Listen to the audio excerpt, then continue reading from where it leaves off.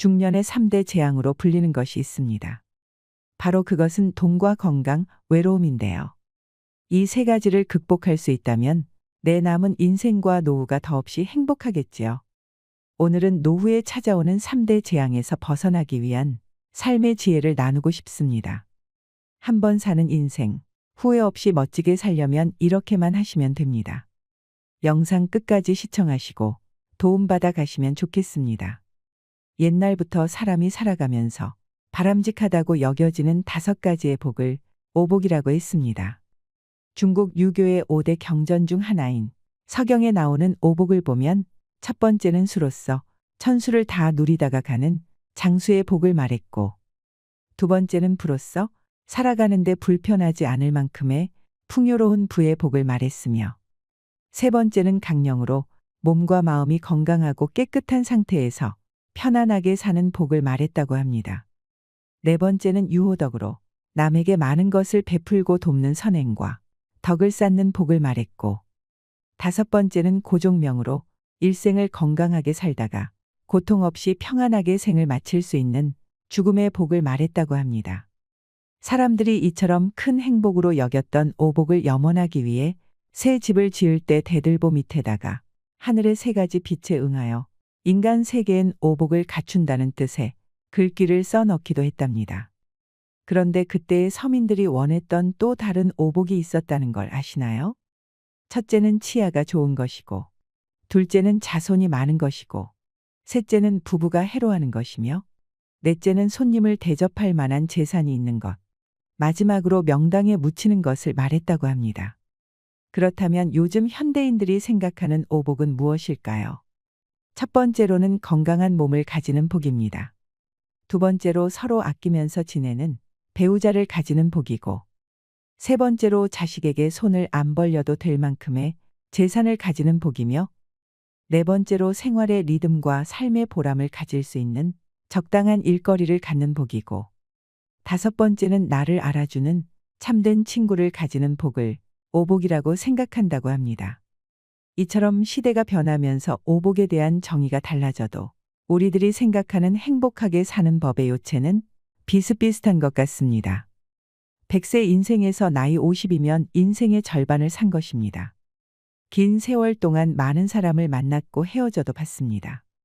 내 지나온 인생을 돌이켜보면 그동안 잘한 것도 있고 후회되는 것도 있습니다.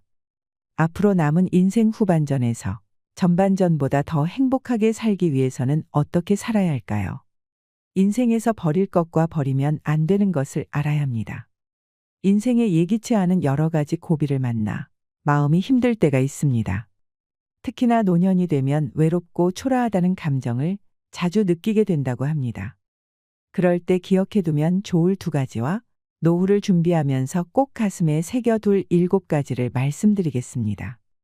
연구에 따르면 우리들의 마음을 가장 힘들게 하는 2가지는 남과의 비교와 외로움에서 온다고 합니다. 자신이 외롭고 초라하게 느껴져서 괴로울 때에는 이것 2가지를 기억하세요. 첫째로 남과 비교해서 초라하다고 느끼는 것은 인간밖에 없습니다.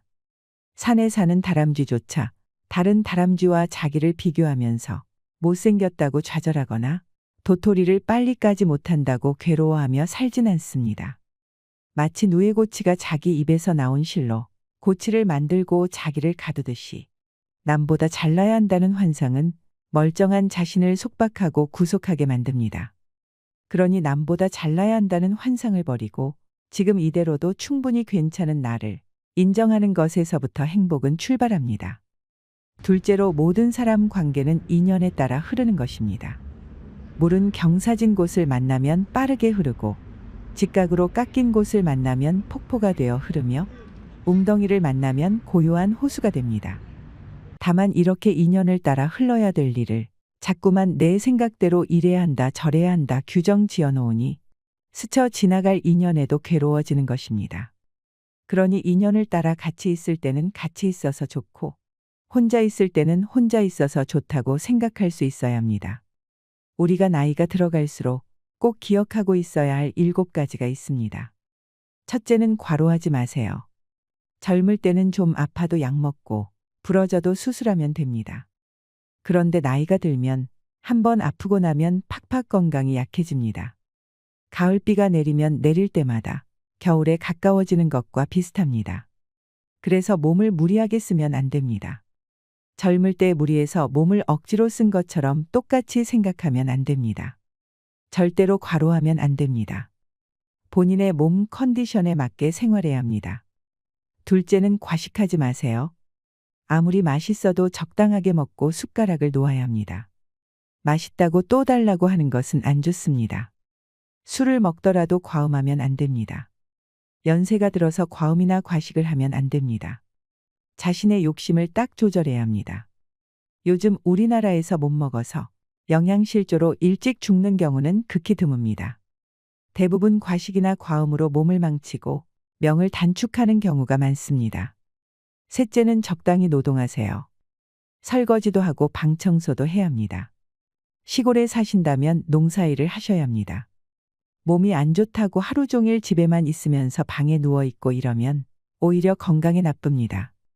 몸이 조금 힘들더라도 무리하지 않는 수준에서 자꾸 움직여줘야 합니다. 다리가 아파도 조금 걷고 소일거리를 해야 몸이 굳지 않습니다. 이게 운동이 됩니다. 따로 무리해서 헬스장에 가는 것보다 일상생활에서 몸을 계속 움직여주는 것이 신체적으로도 정신적으로도 좋습니다. 숨이 넘어갈 때까지 일을 해야 합니다. 꼭 돈을 벌려고 하지 않아도 괜찮습니다. 그런데 젊을 때 과로한 습관이 있어서 시골 노인분들은 극히 일에 욕심을 내서 무리를 합니다. 오늘 곡식을 다 못 심으면 내일 심으면 되는데 마무리하고 싶어서 오늘 늦게까지 하다가 밤에 끙끙 앓습니다. 이러지 말고 적당히 해야 합니다. 넷째는 자기 재산을 적당히 가지고 계세요. 자식이 예쁘다고 지나치게 다 주면 안 됩니다. 내가 100이라는 재산이 있으면 80 정도는 정신이 온전할 때 나눠주는 게 좋습니다. 미리 딱 배분을 하세요. 그래야 싸움이 없습니다. 노후에 먹고 살 수 있을 정도의 재산은 끝까지 가지고 있으면서 자기 목소리를 갖추고 있어야 합니다.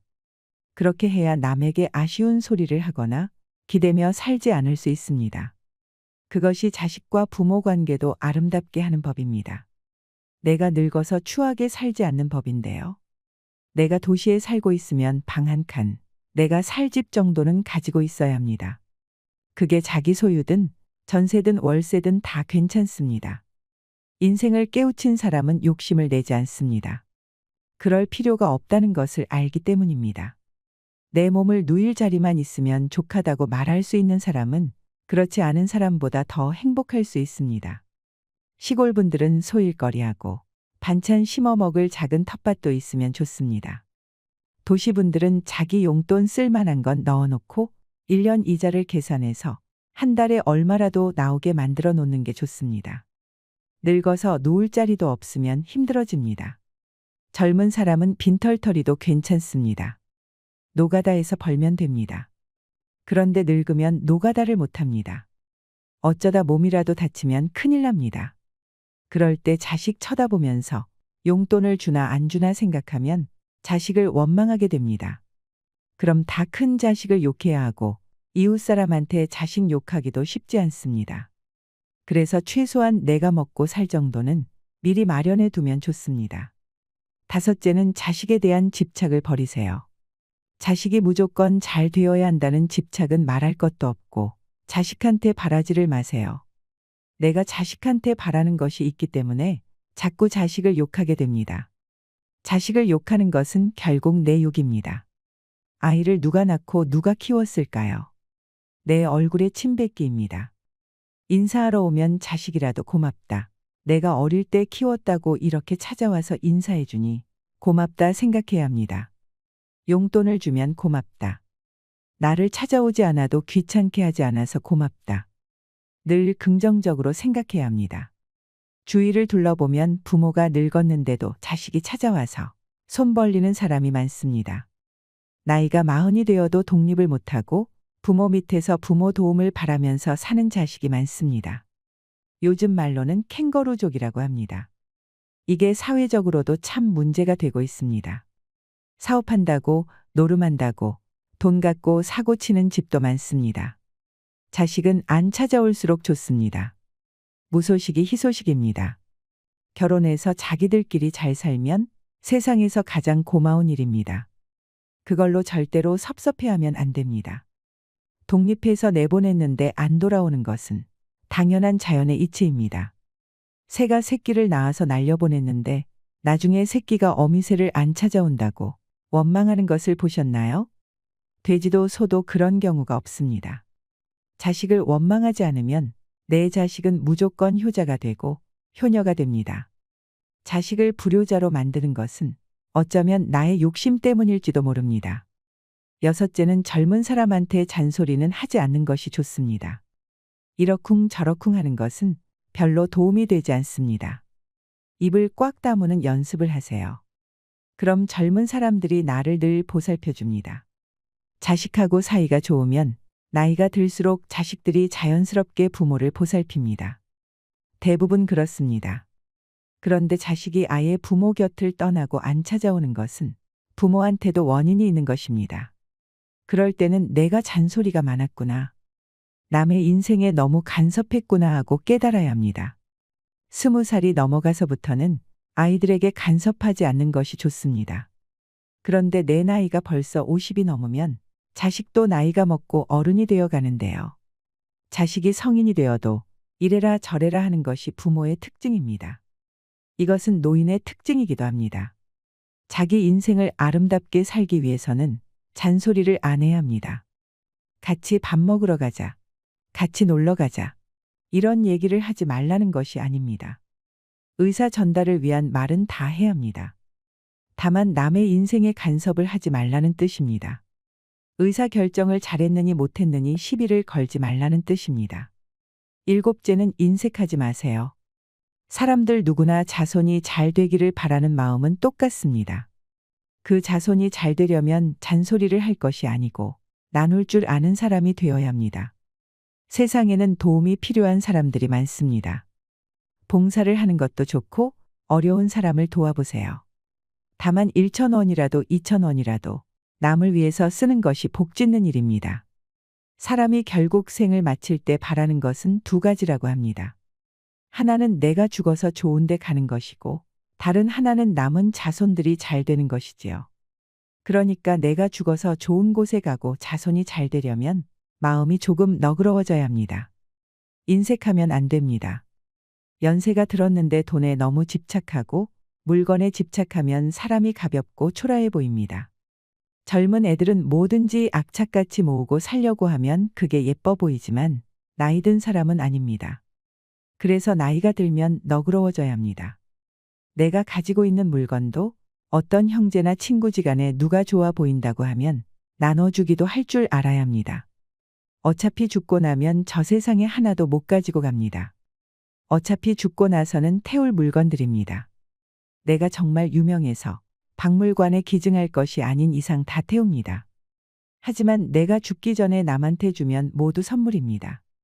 똑같은 물건인데 죽기 전에는 친구 후배가 좋아하는 선물이지만 죽고 나면 귀신 붙은 물건이 되어서 아무도 안 가져갑니다. 아까운 물건 태우기 아쉽잖아요. 그러니 미리미리 나누어 주세요. 나누는 행동 자체가 집착을 놓는 것입니다. 이것도 노후를 잘 사는 방법입니다. 봄에는 새싹이 돋고 여름이 지나면서 새싹들도 무성하게 자라다가 가을이 되면 단풍이 들고 결국에는 모두 떨어지게 됩니다. 우리는 봄에 세상을 예쁘다고 하고 가을에 가랑잎은 쓸쓸하다고 외롭다고 합니다. 그런데 반드시 그렇기만 한가요? 아닙니다. 봄의 꽃도 예쁘고 가을에 잘 물든 단풍도 정말 곱고 아름답습니다. 봄에 꽃놀이도 많이 가지만 가을에 단풍놀이도 많이 갑니다. 우리 인생도 그렇습니다. 아이가 태어나면 어릴 때라 살결도 부드럽고 얼굴도 곱지요. 28 청춘이라고 10대 후반부터 젊을 때는 예쁘고 아름답습니다. 그런데 늙으면 눈도 잘 안 보이고 귀도 잘 안 들립니다. 잘 걷지도 못하고 머리는 하얗게 되지요. 늙으면 죄다라고 말하기도 하는데요. 꼭 그렇다고만 할 수는 없습니다. 인생을 논할 때 젊은 사람이 강단에 서서 말을 하면 잘 안 통합니다. 그런데 머리가 하얗게 센 사람이 인생 얘기를 하면 더 좋아 보여요. 제가 요즘 하는 얘기나 20년 전에 하는 얘기나 똑같은데 젊었을 때는 설득력이 없었습니다. 인기가 적었습니다. 그런데 이제 중년이 넘어서 말을 하니까 조금 설득력이 생겼나 봅니다. 더 늙어서까지 할지는 모르겠지만 갈수록 이야기가 구수해지겠지요. 술도 익어야 맛있고 된장찌개도 된장 국물이 재료에 스며들어야 제맛이 납니다. 밥도 충분히 뜸이 들어야 됩니다. 라면 끓일 때도 적당히 삶아서 밀가루 냄새가 빠져야 먹을 수 있지요. 그게 맛입니다. 우리 인생도 나이가 들면 삶의 맛이 있습니다. 늙어서 초라해지느냐 아니면 원숙해지느냐 이것은 몸뚱이의 문제가 아닙니다. 모든 것은 내 마음의 문제입니다. 그래서 가을에 잘 물든 단풍을 보면 봄꽃보다 더 예쁩니다. 날씨가 쌀쌀할 때 빨갛고 노랗게 익은 단풍을 보면 얼마나 아름답습니까? 잘 늙어 놓으면 무지하게 예쁩니다. 입에서 나오는 한마디 한마디가 인생의 많은 경험에서 우러나오기 때문에 새겨들을 만합니다. 어린애들이 조잘조잘 떠드는 것은 시끄럽고 영양가가 없지만 노인의 말 한마디는 말의 의미가 깊습니다.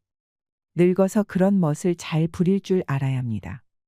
나뭇잎이 떨어졌는데 사람들이 주워가는 것은 단풍밖에 없습니다. 새파란 잎이나 꽃을 주워가는 것을 보셨나요? 떨어졌는데도 사람들이 좋아하는 것은 단풍입니다. 그렇기 때문에 여러분들이 단풍처럼 아름답게 물들면 자식한테 버림받을 일이 없고 자식이 없어도 이웃이나 친구에게, 세상에게 버림받을 일이 절대로 없습니다. 배부르고 등만 따뜻해도 느낄 수 있는 행복을 요즘의 현대인들이 잘 느끼지 못하는 것은 아마도 남들보다 더 많은 행복을 움켜쥐고 싶은 욕심에서 비롯된 게 아닐까요? 행복은 자기 스스로 느끼는 거라고 합니다. 살면서 주변을 바라보지 않고 살 수는 없겠지만 너무 비교하고 살다 보면 사실 그리 초라하지도 않은 자신이 왠지 부족하고 모자라 보일 수도 있습니다. 하루살이 인생은 아니기에 내일을 생각하며 살아야 하겠지만 오직 내일만을 바라보며 오늘이라는 숱한 날들을 희생하고 사는 삶이라면 무슨 의미가 있을까요? 내일을 위해 열심히 일하면서도 오늘 살아있음에 감사하고 오늘 하루를 즐기며 살아가는 삶이었으면 좋겠습니다. 마음 공부를 하고 나를 찾는 일은 지금의 우리에게 참 중요합니다. 그렇게 인생의 후반전을 아름답게 만들어 나가시기를 바랍니다. 이상으로 시니어를 위한 모든 것, 시니어 연구소였습니다.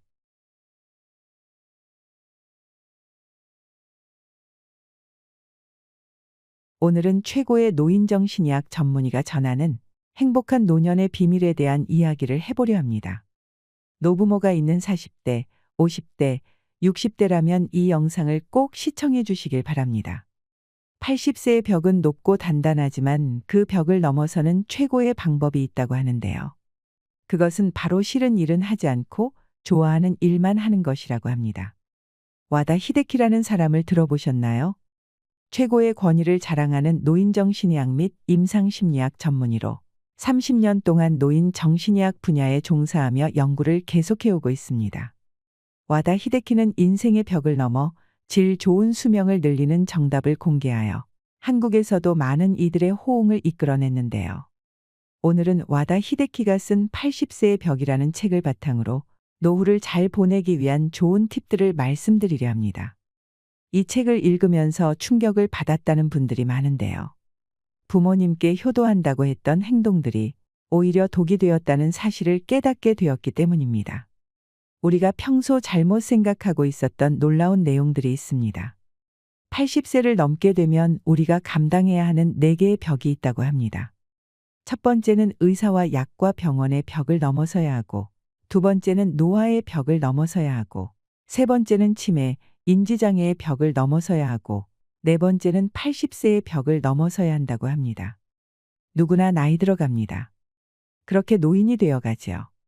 그런데 노인이 질병이나 인지장애로 몸져 눕거나 누군가의 돌봄을 필요로 하는 삶을 살아가는 평균적인 기간이 얼마나 되는지 아시나요? 남성은 9년, 여성은 12년이라고 합니다. 누구나 목숨이 닿을 때까지 하고 싶은 것을 다하며 살아가길 꿈꾸지만 나이가 들어서는 독립적으로만 살아갈 수는 없는 것이 인생이기도 합니다. 그것이 현실입니다. 우리가 다른 사람의 도움 없이 건강하게 살아갈 수 있는 수명을 건강수명이라고 하는데요. 건강수명은 평균적으로 남성은 72.68세, 여성이 75.38세라고 합니다. 이 나이가 되면 우리도 지금의 윗세대처럼 누군가의 도움이 필요하게 될 수 있다는 것입니다. 물론 사람마다 다르고 통계적인 숫자이기 때문에 개개인마다 차이는 있을 것입니다. 그리고 우리나라 인구의 평균 수명은 남성이 81.64세, 여성이 87.74세입니다. 평균 수명이란 평균적으로 몇 살까지 사는가를 의미합니다. 지금도 평균 수명은 계속 늘어나고 있습니다. 100세 시대, 120세 시대라는 말을 점차 자연스럽게 받아들여지게 됩니다. 하지만 무조건 오래 사는 것이 좋은 것은 아닙니다. 건강하게 오래 살아야 행복한 삶을 누릴 수 있습니다. 통계를 내보면 가장 많이 사망하는 나이는 남성이 85세이고 여성이 90세입니다. 물론 더 오래 사는 사람도 많습니다.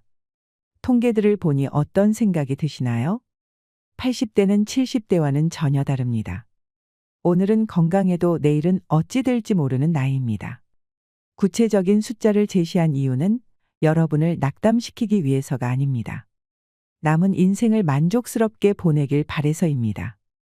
행복한 노후와 불행한 노후 어느 쪽을 선택하고 싶으신가요?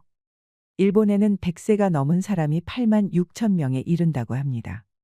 여러분 주변에서도 정정한 90대나 100세 이상의 어르신들을 볼 수 있을 것입니다. 그러나 100세 인생이라고 해서 당연히 모든 사람이 90세나 100세를 맞이하는 것은 아닙니다. 또 90세나 100세를 맞이했다고 해서 모두가 건강하고 행복하리라는 보장도 없습니다. 침대에 누워서 생활하거나 가족에게 학대를 당하거나 아니면 치매로 자신이 누구인지도 모르는 상황이 생길 수도 있습니다. 미래는 아무도 모릅니다. 사람마다 나이도 다르고 체형도 다르고 성격이나 생각도 다르고 생활 환경도 다르고 가족 구성도 다르며 직업이나 질병 이력도 다르지만 모든 사람에게 공통되는 사항이 있습니다. 바로 언젠가는 죽는다는 사실입니다. 죽음에 이르는 길에는 두 가지가 있습니다. 하나는 행복한 길로 마지막에 괜찮은 인생이었어 고마워라며 만족하며 가는 길이고 다른 하나는 불행한 길로 그때 어쩌다 이렇게라며 후회하면서 가는 길입니다. 80세 이후는 70대와는 전혀 다릅니다. 어제까지 가능했던 일이 오늘은 안 되는 상황을 수없이 맞닥뜨릴 것입니다. 컨디션 난조를 겪는 일도 잦아집니다. 암과 뇌경색, 심근경색이나 폐렴 등 생명을 위협하는 질병도 생기기 쉽습니다. 치매인가라는 생각에 자신감을 잃는 일도 있을 것입니다. 배우자나 가까운 사람의 죽음을 경험하면서 고독이나 절망에 사로잡힐지도 모릅니다. 생로병사의 거대한 벽이 거친 파도처럼 덮쳐옵니다. 눈앞에 거대한 벽을 넘어서는 다양한 힌트가 있지만 가장 중요한 것은 노화를 받아들이고 지금 할 수 있는 일을 소중히 여기는 삶의 자세입니다. 이것이 행복한 노후와 불행한 노후를 가르는 기준이 됩니다. 행복은 주관적입니다. 즉, 자신이 어떻게 마음먹느냐에 따라 달라집니다. 예를 들면 노화를 한탄하여 이제 이것도 할 수 없고 저것도 할 수 없다며 없다를 되뇌기만 하면서 사는 사람이 있고 노화를 받아들여 아직 이것도 할 수 있고 저것도 할 수 있다며 있다를 소중히 여기면서 사는 사람이 있습니다. 어느 쪽이 행복할까요? 80세가 넘으면 몸속에 암이 있습니다. 모르고 사는 사람도 많지요. 와다 히데키가 오랫동안 근무했던 병원은 노인 전문 병원으로 이곳에서 해마다 100명가량의 유해를 해부하고 연구했습니다. 그 결과 몸속에 심각한 질병이 있음에도 생전에는 알지 못한 채 다른 질환으로 사망한 사례가 적지 않다는 사실을 알게 되었다고 합니다. 요컨대 마지막까지 자각하지 못하는 질병도 있다는 뜻입니다. 암도 그중 하나입니다. 85세 이상의 유해를 부검해보면 거의 모든 사람에게서 암이 발견됩니다. 즉 80세가 넘으면 누구나 몸속에 암을 품고 있는 것입니다. 일반적으로 암은 죽음에 이르는 병이므로 조기 발견, 조기 치료가 필수이다라고 알고 있지만 사실 꼭 그렇지만은 않습니다. 현재 이루어진 연구는 당사자가 인지하지 못하는 암도 있고 생활에 지장을 주지 않는 암도 있다는 사실을 알려줍니다. 특히 나이가 들면 암의 진행이 느려지므로 그냥 내버려둬도 문제가 되지 않는 경우가 생각보다 많습니다. 그래서 저자는 80세가 넘으면 암 치료는 필요가 없다라고 생각하며, 만약 지금 암이 발견된다고 하더라도 통증이 너무 심하거나 또 음식을 섭취하지 못하는 상태가 아니라고 하면 암세포를 제거하지 않을 것이라고 말합니다. 특히 80세가 지난 고령자는 수술할 필요가 없다고 하는데요. 함부로 손을 대기보다는 지켜보는 편이 낫다라고 합니다. 사실 발견하지 못했을 뿐 훨씬 이전부터 암을 지닌 채 살아왔고, 앞으로 서서히 진행되겠지만 한순간에 나빠지는 일은 거의 없기 때문입니다. 암 치료는 간단하지 않기 때문에 수술이든 화학치료든 몸에 심각한 부담을 줄 수밖에 없습니다. 체력이 크게 떨어지는 80세 이상의 고령자는 평소의 생활로는 돌아가지 못할 확률이 높으므로 신중히 생각해 보시면 좋겠습니다. 여러분도 이 사실을 꼭 기억해 두시길 바랍니다. 그리고 이 사실로 알 수 있는 선택지는 무엇일까요? 바로 80세 이후에는 참지 않고 살아가기입니다. 암에 걸리지 않으려고 식사를 제한하고 좋아하는 술이나 담배를 삼가는 분위기가 있지만, 여든이 넘으면 몸속에 이미 암이 있을 가능성이 크다고 합니다. 그러므로 암에 걸리지 않으려고 이것들을 참는 행위는 의미가 없습니다. 좋아하는 음식이나 술을 먹고 마시는 편이 오히려 스트레스를 줄이고 즐겁게 사는 방법입니다. 그리고 실제로 암을 무리하게 절제하여 스트레스를 받으며 살기보다 원하는 일을 하며 편안한 마음으로 지내는 편이 면역력이 높아진다고 합니다. 그리고 이것이 암의 진행을 늦춘다고 알려져 있습니다. 또한 건강 우려 때문에 먹고 싶은 음식을 참는 사람이 많은데요.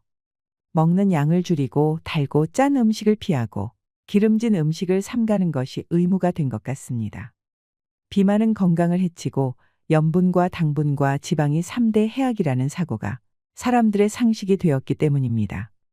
하지만 과연 그럴까요? 80세 이상이라면 더더욱 정답이 아닐 수 있습니다. 먹고 싶다는 욕구는 몸이 원한다는 뜻이기도 합니다. 고령자는 장기 기능의 저하로 식욕이 증가하는 경우가 있습니다. 예를 들면 염분이 그렇습니다. 사람은 염분이 없으면 살지 못하는데, 나이가 들면 신장이 염분을 과도하게 몸 밖으로 배출하여 혈액 속에 염분이 부족해지는 현상이 나타나기도 합니다. 신장에는 나트륨을 저장해 두는 기능이 있어서 체내에 나트륨이 부족해지면 배출을 멈추고 모아두는데, 문제는 노화로 인해 염분 저장 능력이 떨어지면 배출을 막지 못해서 염분이 부족하게 됩니다. 그래서 어르신들 중에 짜게 드시는 분들이 많은 것도 그런 이유일 수 있습니다. 다음으로 인지장애에 관한 이야기를 하고 싶은데요. 저자는 인지장애는 반드시 생긴다고 합니다. 그러니 지금 바로 하고 싶은 일을 하라고 말합니다. 인지장애는 왜 생길까요? 답은 매우 간단합니다. 나이를 먹기 때문입니다. 다만 80세가 넘어서 발현되는 인지장애는 대체로 매우 더디게 진행됩니다. 실제로는 증상이 나타나기 20년 전부터 서서히 진행된 것이지만 대체로 알아차리지 못합니다. 인지장애는 증상이 발현된 이후에도 계속 진행되며 근본적인 치료는 불가능하다고 하지요. 암과 마찬가지로 85세가 넘은 거의 모든 고령자 대부분이 알츠하이머형 뇌변성이 있다고 합니다. 즉 인지장애는 병이라기보다 노화 현상에 가까워서 나이가 들면 누구에게나 생기는 증상이라고 생각하시면 됩니다. 근력이 쇠약해져서 운동 능력이 떨어지거나 피부에 주름이 잡히고 흰머리가 생기는 것과 같은 이치입니다. 인지장애 증상이 발현되는 나이를 조사한 데이터를 보면 60대의 증상이 나타난 사람은 1에서 2%에 불과하지만 70대 전반에는 3에서 4%에 이르고 70대 후반에는 10% 정도가 됩니다. 80대 전반에는 20%가 넘는데 이때부터 단숨에 큰 폭으로 증가합니다. 80대 후반에는 40%이고 90세는 60%, 95세에는 80% 정도가 인지장애를 겪습니다. 이 사실이 알려주는 정답은 하나입니다. 바로 지금 마음껏 원하는 일을 하며 즐겁게 살아가야 한다는 것입니다. 변화가 없는 따분한 일상은 뇌의 활동을 둔화시킵니다. 또한 스트레스가 많은 생활도 뇌에 손상을 줍니다. 반대로 새로운 일이나 좋아하는 일을 하면 뇌는 자극을 받아 활성화됩니다. 이를 통해 인지장애의 발현을 늦출 수 있습니다. 100세 인생 시대라는 말이 오히려 80세의 벽을 높이기도 합니다. 80세라고 하면 과거에는 인생의 종착지 같은 느낌이었습니다. 하지만 오늘에는 100세 인생이라 하여 갑자기 20년이나 늘어나서 꼬린 지점이 멀어졌습니다. 수명이 길어진 일은 기쁘지만 좀 걱정되는 점도 있습니다. 왜냐하면 많은 고령자들이 오래 살아야 한다는 강박에 사로잡혀 있기 때문입니다. 사실은 먹고 싶지만 건강에 해롭다니까 참는다. 몸을 움직이기 힘든데 건강을 위해 무리하여 운동한다. 좋아하는 담배나 술을 건강에 해롭다고 삼가한다. 하고 싶은 일이 있지만 이 나이에라며 참는다. 효과를 느끼지 못하면서도 오래 살려는 마음에 계속 약을 먹는다. 80세가 넘은 사람이라면 전부 차지할 필요도 무리할 필요도 없는 일들입니다. 더 정확히는 자제해서도 안 되고 무리해서도 안 되는 일들입니다. 60대 정도라면 분명 효과가 있는 방법이겠지만 80세가 되어서까지 참을 필요는 없습니다. 일부는 소소하게 이룰지 몰라도 쌓이다 보면 마음의 부담이 되어 확실히 수명이 줄어듭니다. 100세 인생이라는 말이 도리어 80세의 벽을 높이고 있습니다. 지금까지 열심히 살았으므로 80세 이후부터는 자기 즐거움을 위해 행동해야 합니다. 저자는 임상 현장에서 의학서나 논문의 지식이 전부가 아니라는 것을 깨달았다고 합니다. 환자 자체가 살아있는 교과서였다는 것이죠. 누구에게나 나름의 드라마가 있고 한 사람 한 사람이 그 주인공입니다. 마음의 병을 만드는 불운이나 불행은 누구에게나 일어날 수 있습니다. 저자는 많은 환자들을 접하면서 인간은 누구나 오직 하나뿐인 존재이며 인생에는 우열이 없다는 사실을 깨달았다고 합니다. 진시황제의 이름을 들어본 적이 있을 것입니다. 약 2200년 전에 최초로 중국을 통일하고 절대적인 부와 권력을 손에 넣었던 인물입니다. 모든 것을 얻은 진시황제가 마지막으로 원했던 것은 불로불사의 육체였다고 합니다. 그는 각지에서 특효약을 가져오게 하는 등 온갖 수단을 동원했지만 끝내 소원을 이루지 못했습니다. 마지막에는 불사의 효과가 있다고 알려진 수은을 넣은 약을 먹다가 사망하게 되지요. 아주 옛날 이야기지만 뛰어난 무인조차도 늙음과 죽음 앞에서는 냉정함을 유지하지 못했다는 것을 알 수 있습니다. 어찌 보면 우리처럼 평범한 사람들이 늙음과 죽음을 두려워하고 회피하려는 것은 당연한 일일지도 모릅니다. 지금까지 만나온 수많은 고령자들 가운데 행복한 노후를 보내는 사람들로부터 배운 방법을 소개해 드리겠습니다. 오늘 건강하게 걷는 사람이 1년 후에도 그러리라는 보장은 없습니다. 그렇다고 해서 걷지 않는 생활만을 계속하다 보면 전혀 걷지 못하게 됩니다. 남은 기능을 쓰지 않으면 순식간에 쇠약해지는 것이 80세가 넘은 고령자의 무서운 현실입니다. 82세에서 83세 무렵에 급격하게 쇠약해지는 사람들이 있는데 이들은 대개 80세를 계기로 많은 일을 그만둔 사람들입니다. 질병이나 부상으로 어쩔 수 없이 그만둔 사람도 있지만 별다른 이유 없이 집안에만 머무는 사람들 중에도 움직이지 못하게 된 사람이 많이 있습니다. 아직 할 수 있는 일을 스스로 포기하면 아무것도 할 수 없는 몸이 됩니다. 이 얼마나 안타까운 일인가요? 노쇠한다는 것은 질병이 아니라 서서히 몸이 약해져서 사망에 이르는 것을 말합니다. 천수를 다한 죽음이라 할 수 있는데요. 노쇠로 인한 사망은 대체로 가정에서 생을 마치게 됩니다. 앞서 말씀드렸다시피 85세가 넘은 고령자는 몸 안에 여러 개의 병의 씨앗을 품고 있습니다. 80세가 넘으면 암이 크고 작고의 차이일 뿐 거의가 가지고 있는 것입니다. 뚜렷한 증상은 없더라도 어딘가 불편함을 느꼈을 것입니다. 이 상태로 병원에 가게 되면 의사는 대개 일상적인 검사를 하거나 약을 처방합니다. 현대인은 이것이 당연한 의료 절차라고 생각합니다.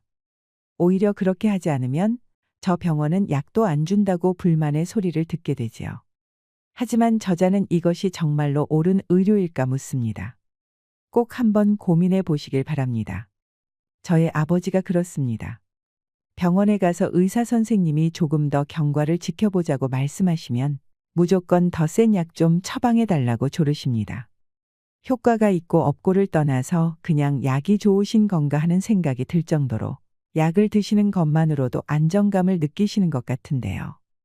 그럴 때 약을 안 주면 환자들이 보통 불평불만을 쏟아내니까 의사분들도 또 어쩔 수 없이 처방하고 거기에 맞는 약 처방이나 치료를 하게 되는 악순환이 발생하는 것입니다. 결국 치료의 방향은 두 가지 정도로 정리됩니다. 병원 검사를 통해 병을 찾아내어 약물이나 수술적 치료를 하는 방법으로 수명을 늘릴지 아니면 자택에서 좋아하는 일을 하면서 여생을 보낼지 말이죠. 의사가 아니라 환자 본인이 선택해야 하는 문제라는 것입니다. 저희 할머니 얘기를 잠깐 해볼까 합니다. 저희 할머니께서 70대 초반에 췌장암으로 치료를 받으셨었는데요. 그 옆에서 과정을 지켜보는 가족들도 너무 힘들고 너무 고통스러웠던 기억이 있습니다. 할머니께서도 힘들다고 그만하자고 말씀하셔도 가족들이 생명 연장을 위해서 치료를 설득했습니다. 그러다 결국 할머니 말씀대로 집으로 모셨었는데요.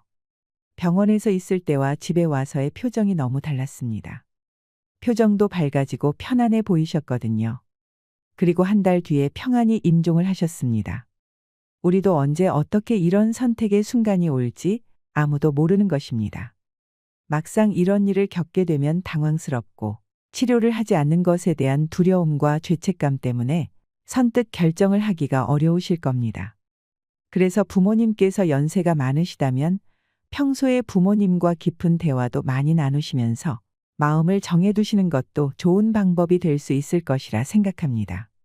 생명 연장을 하려고 중환자실에서 얼굴도 자주 못 본 채 그렇게 시간을 보내는 것보다 내 집에서 편히 쉬시면서 대화도 많이 나누고 체온도 서로 느끼면서 그렇게 마지막을 준비하는 것이 더 좋을 수 있다는 생각이 듭니다. 다음으로 현대 의료계에서 3대 악으로 불리는 높은 혈압과 높은 혈당, 높은 콜레스테롤에 관한 내용입니다.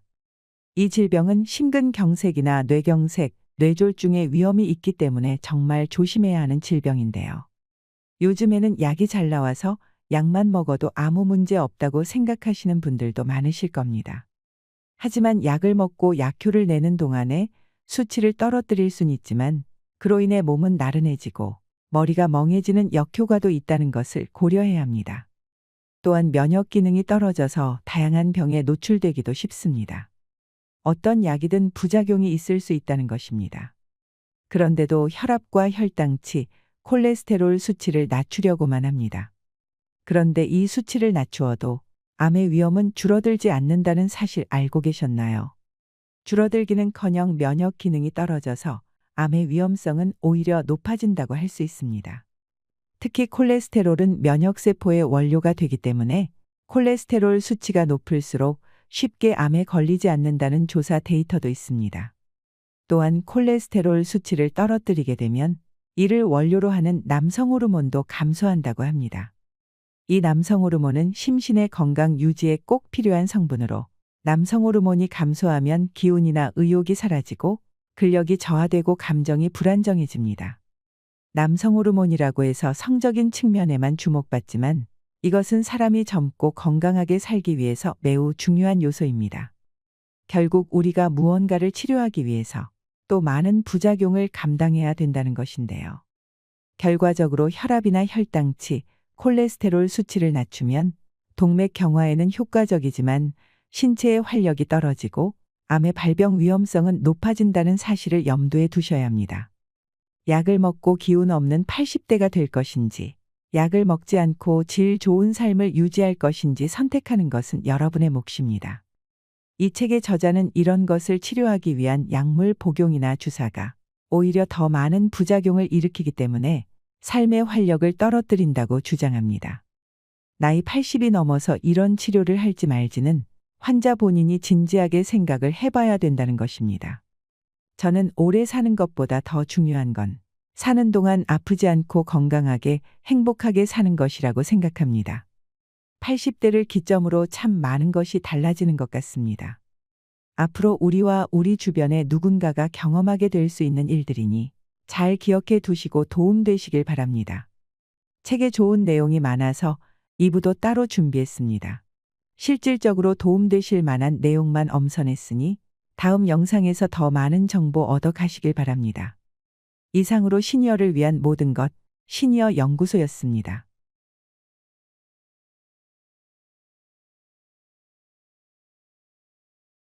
오늘은 최고의 노인정신의학 전문의가 전하는 행복한 노년의 비밀에 대한 이야기를 해보려 합니다. 노부모가 있는 40대, 50대, 60대라면 이 영상을 꼭 시청해 주시길 바랍니다. 80세의 벽은 높고 단단하지만 그 벽을 넘어서는 최고의 방법이 있다고 하는데요. 그것은 바로 싫은 일은 하지 않고 좋아하는 일만 하는 것이라고 합니다. 와다 히데키라는 사람을 들어보셨나요? 최고의 권위를 자랑하는 노인정신의학 및 임상심리학 전문의로 30년 동안 노인 정신의학 분야에 종사하며 연구를 계속해오고 있습니다. 와다 히데키는 인생의 벽을 넘어 질 좋은 수명을 늘리는 정답을 공개하여 한국에서도 많은 이들의 호응을 이끌어냈는데요. 오늘은 와다 히데키가 쓴 80세의 벽이라는 책을 바탕으로 노후를 잘 보내기 위한 좋은 팁들을 말씀드리려 합니다. 이 책을 읽으면서 충격을 받았다는 분들이 많은데요. 부모님께 효도한다고 했던 행동들이 오히려 독이 되었다는 사실을 깨닫게 되었기 때문입니다. 우리가 평소 잘못 생각하고 있었던 놀라운 내용들이 있습니다. 80세를 넘게 되면 우리가 감당해야 하는 4개의 벽이 있다고 합니다. 첫 번째는 의사와 약과 병원의 벽을 넘어서야 하고, 두 번째는 노화의 벽을 넘어서야 하고, 세 번째는 치매, 인지장애의 벽을 넘어서야 하고, 네 번째는 80세의 벽을 넘어서야 한다고 합니다. 누구나 나이 들어갑니다. 그렇게 노인이 되어가지요. 그런데 노인이 질병이나 인지장애로 몸져 눕거나 누군가의 돌봄을 필요로 하는 삶을 살아가는 평균적인 기간이 얼마나 되는지 아시나요? 남성은 9년, 여성은 12년이라고 합니다. 누구나 목숨이 닿을 때까지 하고 싶은 것을 다하며 살아가길 꿈꾸지만 나이가 들어서는 독립적으로만 살아갈 수는 없는 것이 인생이기도 합니다. 그것이 현실입니다. 우리가 다른 사람의 도움 없이 건강하게 살아갈 수 있는 수명을 건강수명이라고 하는데요. 건강수명은 평균적으로 남성은 72.68세, 여성이 75.38세라고 합니다. 이 나이가 되면 우리도 지금의 윗세대처럼 누군가의 도움이 필요하게 될 수 있다는 것입니다. 물론 사람마다 다르고 통계적인 숫자이기 때문에 개개인마다 차이는 있을 것입니다. 그리고 우리나라 인구의 평균 수명은 남성이 81.64세, 여성이 87.74세입니다. 평균 수명이란 평균적으로 몇 살까지 사는가를 의미합니다.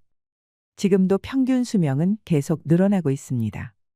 100세 시대, 120세 시대라는 말을 점차 자연스럽게 받아들여지게 됩니다. 하지만 무조건 오래 사는 것이 좋은 것은 아닙니다. 건강하게 오래 살아야 행복한 삶을 누릴 수 있습니다. 통계를 내보면 가장 많이 사망하는 나이는 남성이 85세이고 여성이 90세입니다. 물론 더 오래 사는 사람도 많습니다. 통계들을 보니 어떤 생각이 드시나요? 80대는 70대와는 전혀 다릅니다. 오늘은 건강해도 내일은 어찌 될지 모르는 나이입니다. 구체적인 숫자를 제시한 이유는 여러분을 낙담시키기 위해서가 아닙니다. 남은 인생을 만족스럽게 보내길 바래서입니다. 행복한 노후와 불행한 노후 어느 쪽을 선택하고 싶으신가요? 일본에는 100세가 넘은 사람이 8만 6천 명에 이른다고 합니다. 여러분 주변에서도 정정한 90대나 100세 이상의 어르신들을 볼 수 있을 것입니다. 그러나 100세 인생이라고 해서 당연히 모든 사람이 90세나 100세를 맞이하는 것은 아닙니다. 또 90세나 100세를 맞이했다고 해서 모두가 건강하고 행복하리라는 보장도 없습니다. 침대에 누워서 생활하거나 가족에게 학대를 당하거나 아니면 치매로 자신이 누구인지도 모르는 상황이 생길 수도 있습니다. 미래는 아무도 모릅니다. 사람마다 나이도 다르고 체형도 다르고 성격이나 생각도 다르고 생활 환경도 다르고 가족 구성도 다르며 직업이나 질병 이력도 다르지만 모든 사람에게 공통되는 사항이 있습니다. 바로 언젠가는 죽는다는 사실입니다. 죽음에 이르는 길에는 두 가지가 있습니다. 하나는 행복한 길로 마지막에 괜찮은 인생이었어 고마워라며 만족하며 가는 길이고, 다른 하나는 불행한 길로 그때 어쩌다 이렇게라며 후회하면서 가는 길입니다. 80세 이후는 70대와는 전혀 다릅니다. 어제까지 가능했던 일이 오늘은 안 되는 상황을 수없이 맞닥뜨릴 것입니다. 컨디션 난조를 겪는 일도 잦아집니다. 암과 뇌경색, 심근경색이나 폐렴 등 생명을 위협하는 질병도 생기기 쉽습니다. 치매인가라는 생각에 자신감을 잃는 일도 있을 것입니다. 배우자나 가까운 사람의 죽음을 경험하면서 고독이나 절망에 사로잡힐지도 모릅니다. 생로병사의 거대한 벽이 거친 파도처럼 덮쳐옵니다. 눈앞의 거대한 벽을 넘어서는 다양한 힌트가 있지만 가장 중요한 것은 노화를 받아들이고 지금 할 수 있는 일을 소중히 여기는 삶의 자세입니다. 이것이 행복한 노후와 불행한 노후를 가르는 기준이 됩니다. 행복은 주관적입니다. 즉, 자신이 어떻게 마음먹느냐에 따라 달라집니다. 예를 들면 노화를 한탄하여 이제 이것도 할 수 없고 저것도 할 수 없다며 없다를 되뇌기만 하면서 사는 사람이 있고, 노화를 받아들여 아직 이것도 할 수 있고 저것도 할 수 있다며 있다를 소중히 여기면서 사는 사람이 있습니다. 어느 쪽이 행복할까요? 80세가 넘으면 몸속에 암이 있습니다. 모르고 사는 사람도 많지요. 와다 히데키가 오랫동안 근무했던 병원은 노인 전문 병원으로 이곳에서 해마다 100명가량의 유해를 해부하고 연구했습니다.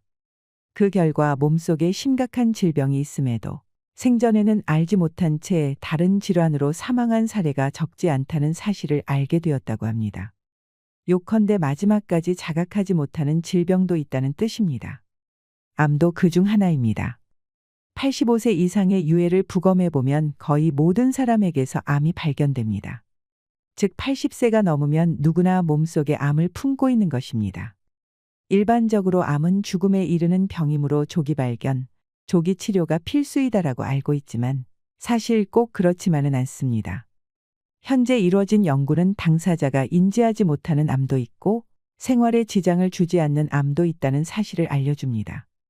특히 나이가 들면 암의 진행이 느려지므로 그냥 내버려둬도 문제가 되지 않는 경우가 생각보다 많습니다. 그래서 저자는 80세가 넘으면 암 치료는 필요가 없다라고 생각하며 만약 지금 암이 발견된다고 하더라도 통증이 너무 심하거나 또 음식을 섭취하지 못하는 상태가 아니라고 하면 암세포를 제거하지 않을 것이라고 말합니다. 특히 80세가 지난 고령자는 수술할 필요가 없다고 하는데요. 함부로 손을 대기보다는 지켜보는 편이 낫다라고 합니다. 사실 발견하지 못했을 뿐 훨씬 이전부터 암을 지닌 채 살아왔고 앞으로 서서히 진행되겠지만 한순간에 나빠지는 일은 거의 없기 때문입니다. 암 치료는 간단하지 않기 때문에 수술이든 화학치료든 몸에 심각한 부담을 줄 수밖에 없습니다. 체력이 크게 떨어지는 80세 이상의 고령자는 평소의 생활로는 돌아가지 못할 확률이 높으므로 신중히 생각해 보시면 좋겠습니다. 여러분도 이 사실을 꼭 기억해 두시길 바랍니다. 그리고 이 사실로 알 수 있는 선택지는 무엇일까요? 바로 80세 이후에는 참지 않고 살아가기입니다. 암에 걸리지 않으려고 식사를 제한하고 좋아하는 술이나 담배를 삼가는 분위기가 있지만 여든이 넘으면 몸속에 이미 암이 있을 가능성이 크다고 합니다. 그러므로 암에 걸리지 않으려고 이것들을 참는 행위는 의미가 없습니다. 좋아하는 음식이나 술을 먹고 마시는 편이 오히려 스트레스를 줄이고 즐겁게 사는 방법입니다. 그리고 실제로 암을 무리하게 절제하여 스트레스를 받으며 살기보다 원하는 일을 하며 편안한 마음으로 지내는 편이 면역력이 높아진다고 합니다. 그리고 이것이 암의 진행을 늦춘다고 알려져 있습니다. 또한 건강 우려 때문에 먹고 싶은 음식을 참는 사람이 많은데요. 먹는 양을 줄이고 달고 짠 음식을 피하고 기름진 음식을 삼가는 것이 의무가 된 것 같습니다. 비만은 건강을 해치고 염분과 당분과 지방이 3대 해악이라는 사고가 사람들의 상식이 되었기 때문입니다. 하지만 과연 그럴까요? 80세 이상이라면 더더욱 정답이 아닐 수 있습니다. 먹고 싶다는 욕구는 몸이 원한다는 뜻이기도 합니다. 고령자는 장기 기능의 저하로 식욕이 증가하는 경우가 있습니다. 예를 들면 염분이 그렇습니다. 사람은 염분이 없으면 살지 못하는데 나이가 들면 신장이 염분을 과도하게 몸 밖으로 배출하여 혈액 속에 염분이 부족해지는 현상이 나타나기도 합니다. 신장에는 나트륨을 저장해 두는 기능이 있어서 체내에 나트륨이 부족해지면 배출을 멈추고 모아두는데 문제는 노화로 인해 염분 저장 능력이 떨어지면 배출을 막지 못해서 염분이 부족하게 됩니다. 그래서 어르신들 중에 짜게 드시는 분들이 많은 것도 그런 이유일 수 있습니다. 다음으로 인지장애에 관한 이야기를 하고 싶은데요. 저자는 인지장애는 반드시 생긴다고 합니다. 그러니 지금 바로 하고 싶은 일을 하라고 말합니다. 인지장애는 왜 생길까요? 답은 매우 간단합니다. 나이를 먹기 때문입니다. 다만 80세가 넘어서 발현되는 인지장애는 대체로 매우 더디게 진행됩니다. 실제로는 증상이 나타나기 20년 전부터 서서히 진행된 것이지만 대체로 알아차리지 못합니다. 인지장애는 증상이 발현된 이후에도 계속 진행되며 근본적인 치료는 불가능하다고 하지요. 암과 마찬가지로 85세가 넘은 거의 모든 고령자 대부분이 알츠하이머형 뇌변성이 있다고 합니다. 즉 인지장애는 병이라기보다 노화 현상에 가까워서 나이가 들면 누구에게나 생기는 증상이라고 생각하시면 됩니다. 근력이 쇠약해져서 운동 능력이 떨어지거나 피부에 주름이 잡히고 흰머리가 생기는 것과 같은 이치입니다.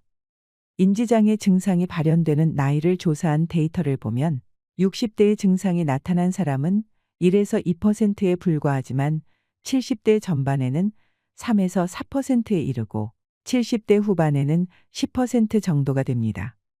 80대 전반에는 20%가 넘는데 이때부터 단숨에 큰 폭으로 증가합니다. 80대 후반에는 40%이고 90세는 60%, 95세에는 80% 정도가 인지장애를 겪습니다. 이 사실이 알려주는 정답은 하나입니다. 바로 지금 마음껏 원하는 일을 하며 즐겁게 살아가야 한다는 것입니다. 변화가 없는 따분한 일상은 뇌의 활동을 둔화시킵니다. 또한 스트레스가 많은 생활도 뇌에 손상을 줍니다. 반대로 새로운 일이나 좋아하는 일을 하면 뇌는 자극을 받아 활성화됩니다. 이를 통해 인지장애의 발현을 늦출 수 있습니다. 100세 인생 시대라는 말이 오히려 80세의 벽을 높이기도 합니다. 80세라고 하면 과거에는 인생의 종착지 같은 느낌이었습니다. 하지만 오늘에는 100세 인생이라 하여 갑자기 20년이나 늘어나서 꼬린 지점이 멀어졌습니다. 수명이 길어진 일은 기쁘지만 좀 걱정되는 점도 있습니다. 왜냐하면 많은 고령자들이 오래 살아야 한다는 강박에 사로잡혀 있기 때문입니다. 사실은 먹고 싶지만 건강에 해롭다니까 참는다. 몸을 움직이기 힘든데 건강을 위해 무리하여 운동한다. 좋아하는 담배나 술을 건강에 해롭다고 삼가한다. 하고 싶은 일이 있지만 이 나이에라며 참는다. 효과를 느끼지 못하면서도 오래 살려는 마음에 계속 약을 먹는다. 80세가 넘은 사람이라면 전부 차지할 필요도 무리할 필요도 없는 일들입니다. 더 정확히는 자제해서도 안 되고 무리해서도 안 되는 일들입니다. 60대 정도라면 분명 효과가 있는 방법이겠지만 80세가 되어서까지 참을 필요는 없습니다. 일부는 소소하게 이룰지 몰라도 쌓이다 보면 마음의 부담이 되어 확실히 수명이 줄어듭니다. 100세 인생이라는 말이 도리어 80세의 벽을 높이고 있습니다. 지금까지 열심히 살았으므로 80세 이후부터는 자기 즐거움을 위해 행동해야 합니다. 저자는 임상 현장에서 의학서나 논문의 지식이 전부가 아니라는 것을 깨달았다고 합니다. 환자 자체가 살아있는 교과서였다는 것이죠. 누구에게나 나름의 드라마가 있고 한 사람 한 사람이 그 주인공입니다. 마음의 병을 만드는 불운이나 불행은 누구에게나 일어날 수 있습니다. 저자는 많은 환자들을 접하면서 인간은 누구나 오직 하나뿐인 존재이며 인생에는 우열이 없다는 사실을 깨달았다고 합니다. 진시황제의 이름을 들어본 적이 있을 것입니다. 약 2200년 전에 최초로 중국을 통일하고 절대적인 부와 권력을 손에 넣었던 인물입니다. 모든 것을 얻은 진시황제가 마지막으로 원했던 것은 불로불사의 육체였다고 합니다. 그는 각지에서 특효약을 가져오게 하는 등 온갖 수단을 동원했지만 끝내 소원을 이루지 못했습니다. 마지막에는 불사의 효과가 있다고 알려진 수은을 넣은 약을 먹다가 사망하게 되지요. 아주 옛날 이야기지만 뛰어난 무인조차도 늙음과 죽음 앞에서는 냉정함을 유지하지 못했다는 것을 알 수 있습니다. 어찌 보면 우리처럼 평범한 사람들이 늙음과 죽음을 두려워하고 회피하려는 것은 당연한 일일지도 모릅니다. 지금까지 만나온 수많은 고령자들 가운데 행복한 노후를 보내는 사람들로부터 배운 방법을 소개해 드리겠습니다. 오늘 건강하게 걷는 사람이 1년 후에도 그러리라는 보장은 없습니다. 그렇다고 해서 걷지 않는 생활만을 계속하다 보면 전혀 걷지 못하게 됩니다. 남은 기능을 쓰지 않으면 순식간에 쇠약해지는 것이 80세가 넘은 고령자의 무서운 현실입니다. 82세에서 83세 무렵에 급격하게 쇠약해지는 사람들이 있는데 이들은 대개 80세를 계기로 많은 일을 그만둔 사람들입니다. 질병이나 부상으로 어쩔 수 없이 그만둔 사람도 있지만 별다른 이유 없이 집안에만 머무는 사람들 중에도 움직이지 못하게 된 사람이 많이 있습니다. 아직 할 수 있는 일을 스스로 포기하면 아무것도 할 수 없는 몸이 됩니다. 이 얼마나 안타까운 일인가요? 노쇠한다는 것은 질병이 아니라 서서히 몸이 약해져서 사망에 이르는 것을 말합니다. 천수를 다한 죽음이라 할 수 있는데요. 노쇠로 인한 사망은 대체로 가정에서 생을 마치게 됩니다. 앞서 말씀드렸다시피 85세가 넘은 고령자는 몸 안에 여러 개의 병의 씨앗을 품고 있습니다. 80세가 넘으면 암이 크고 작고의 차이일 뿐 거의가 가지고 있는 것입니다. 뚜렷한 증상은 없더라도 어딘가 불편함을 느꼈을 것입니다. 이 상태로 병원에 가게 되면 의사는 대개 일상적인 검사를 하거나 약을 처방합니다. 현대인은 이것이 당연한 의료 절차라고 생각합니다. 오히려 그렇게 하지 않으면 저 병원은 약도 안 준다고 불만의 소리를 듣게 되지요. 하지만 저자는 이것이 정말로 옳은 의료일까 묻습니다. 꼭 한번 고민해 보시길 바랍니다. 저의 아버지가 그렇습니다. 병원에 가서 의사 선생님이 조금 더 경과를 지켜보자고 말씀하시면 무조건 더 센 약 좀 처방해 달라고 조르십니다. 효과가 있고 없고를 떠나서 그냥 약이 좋으신 건가 하는 생각이 들 정도로 약을 드시는 것만으로도 안정감을 느끼시는 것 같은데요. 그럴 때 약을 안 주면 환자들이 보통 불평불만을 쏟아내니까 의사분들도 또 어쩔 수 없이 처방하고 거기에 맞는 약 처방이나 치료를 하게 되는 악순환이 발생하는 것입니다. 결국 치료의 방향은 두 가지 정도로 정리됩니다. 병원 검사를 통해 병을 찾아내어 약물이나 수술적 치료를 하는 방법으로 수명을 늘릴지 아니면 자택에서 좋아하는 일을 하면서 여생을 보낼지 말이죠. 의사가 아니라 환자 본인이 선택해야 하는 문제라는 것입니다. 저희 할머니 얘기를 잠깐 해볼까 합니다. 저희 할머니께서 70대 초반에 췌장암으로 치료를 받으셨었는데요. 그 옆에서 과정을 지켜보는 가족들도 너무 힘들고 너무 고통스러웠던 기억이 있습니다. 할머니께서도 힘들다고 그만하자고 말씀하셔도 가족들이 생명 연장을 위해서 치료를 설득했습니다. 그러다 결국 할머니 말씀대로 집으로 모셨었는데요. 병원에서 있을 때와 집에 와서의 표정이 너무 달랐습니다. 표정도 밝아지고 편안해 보이셨거든요. 그리고 한 달 뒤에 평안히 임종을 하셨습니다. 우리도 언제 어떻게 이런 선택의 순간이 올지 아무도 모르는 것입니다. 막상 이런 일을 겪게 되면 당황스럽고 치료를 하지 않는 것에 대한 두려움과 죄책감 때문에 선뜻 결정을 하기가 어려우실 겁니다. 그래서 부모님께서 연세가 많으시다면 평소에 부모님과 깊은 대화도 많이 나누시면서 마음을 정해두시는 것도 좋은 방법이 될 수 있을 것이라 생각합니다. 생명 연장을 하려고 중환자실에서 얼굴도 자주 못 본 채 그렇게 시간을 보내는 것보다 내 집에서 편히 쉬시면서 대화도 많이 나누고 체온도 서로 느끼면서 그렇게 마지막을 준비하는 것이 더 좋을 수 있다는 생각이 듭니다. 다음으로 현대 의료계에서 3대 악으로 불리는 높은 혈압과 높은 혈당, 높은 콜레스테롤에 관한 내용입니다. 이 질병은 심근경색이나 뇌경색, 뇌졸중의 위험이 있기 때문에 정말 조심해야 하는 질병인데요. 요즘에는 약이 잘 나와서 약만 먹어도 아무 문제 없다고 생각하시는 분들도 많으실 겁니다. 하지만 약을 먹고 약효를 내는 동안에 수치를 떨어뜨릴 순 있지만 그로 인해 몸은 나른해지고 머리가 멍해지는 역효과도 있다는 것을 고려해야 합니다. 또한 면역 기능이 떨어져서 다양한 병에 노출되기도 쉽습니다. 어떤 약이든 부작용이 있을 수 있다는 것입니다. 그런데도 혈압과 혈당치, 콜레스테롤 수치를 낮추려고만 합니다. 그런데 이 수치를 낮추어도 암의 위험은 줄어들지 않는다는 사실 알고 계셨나요?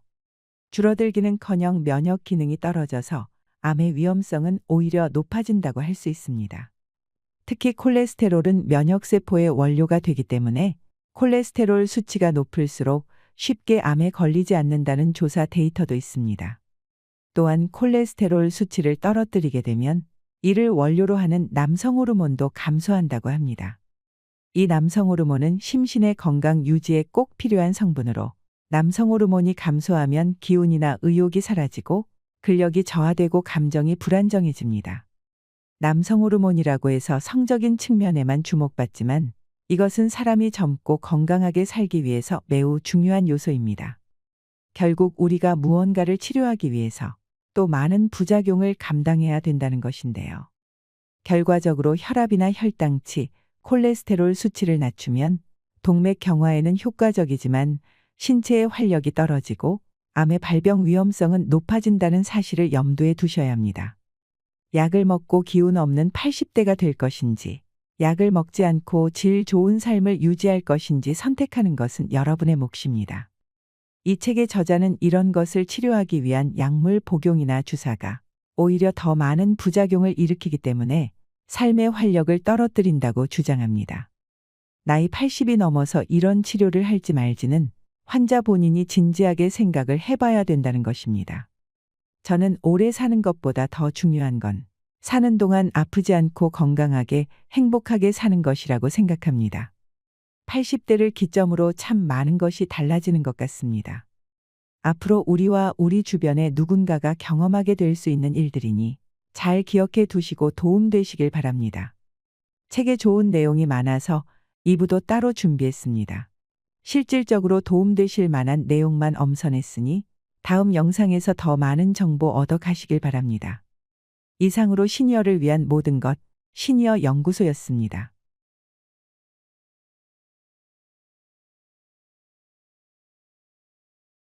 여러분 지금 행복하신가요?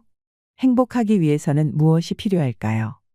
우리가 건강을 챙기는 것도, 큰 돈을 벌기 위해 노력하는 것도, 사랑하는 사람과 함께 살아가는 것도 결국 행복을 위해서가 아닐까 합니다. 하버드 대학교 연구에 따르면 사람이 행복하기 위한 조건 중 가장 크게 차지하는 것이 인간관계였다고 합니다. 우리를 둘러싸고 있는 인간관계가 어떻게 형성되어 있느냐에 따라서 행복감을 느끼는 정도가 달라진다는 것인데요. 우리가 모든 것을 다 갖추었더라도 내 옆에 좋은 사람이 없으면 행복할 수가 없다는 말입니다.